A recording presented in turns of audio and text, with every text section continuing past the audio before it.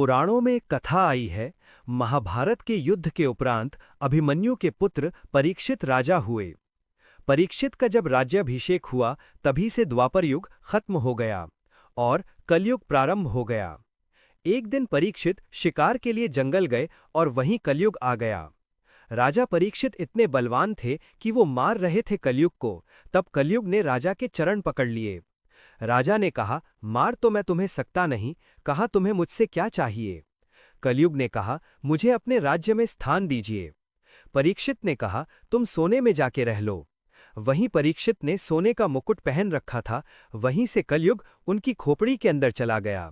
वहीं से राजा परीक्षित का खोपड़ी भ्रष्ट हो गई। परीक्षित को शिकार के दौरान प्यास लगी, तब वे शमीक ऋषि के आश्रम में पहुंचे।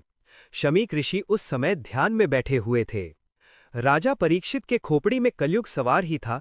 उसने पास में पड़े बांस के अंदर से मरा हुआ सांप शमीक ऋषि के गले में डाल दिया और वहीं से राजा परीक्षित अपने राज्य में वापस लौट गए।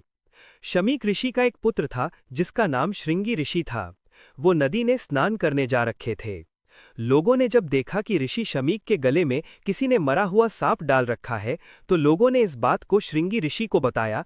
तो वे क्रोधित होकर बोले, जिस किसी ने ये दुस्साहस किया, आज से 7वें दिन उसकी सांपों के राजा तक्षक नाग के डसने से उसकी मृत्यु हो जाएगी।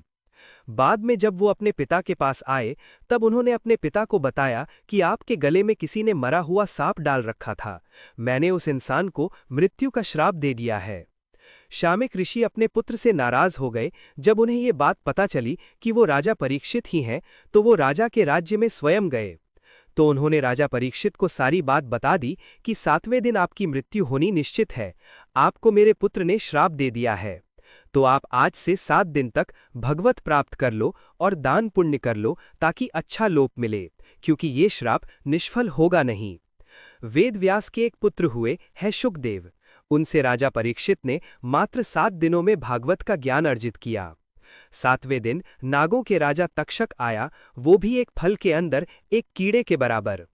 7वें दिन जब भागवत कथा समाप्त हुई, तब शुकदेव जी ने राजा परीक्षित को प्रसाद दिया।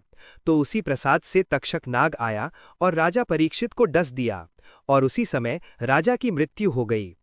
परीक्षित का पुत्र हुआ जन्मेजय, जो परीक्षित के बाद हस्तिनापुर का राजा बना। तो उसने प्रण लिया कि मैं विश्व के सारे सांपों को खत्म करूंगा। तब उसने नागदाह यज्ञ किया। इस यज्ञ में वे जिस भी जाति के नाग का नाम लेकर आहुति डालते, वो नाग पीढ़ी सहित भस्म हो जाता था। जब तक्षक नाग की बारी आई, तो तक्षक नाग इंद्र के पास जाकर इंद्र के सिंहासन से लिपट गया और बोला कि मेरी जान बचाओ। नागकुल में एक कन्या का जन्म हुआ था जिसका नाम मनसा था। उनका विवाह आस्तिक ऋषि से हुआ था।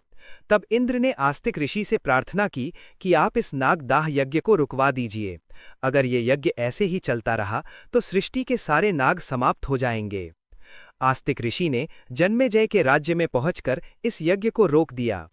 जिस दिन नागदाह यज्ञ हो रहा था, उस दिन सावन माह की शुक्ल पक्ष की पंचमी तिथि थी।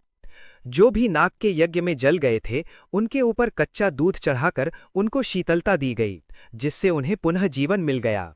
इसी के उपलक्ष्य में नाग पंचमी मनाई जाती है।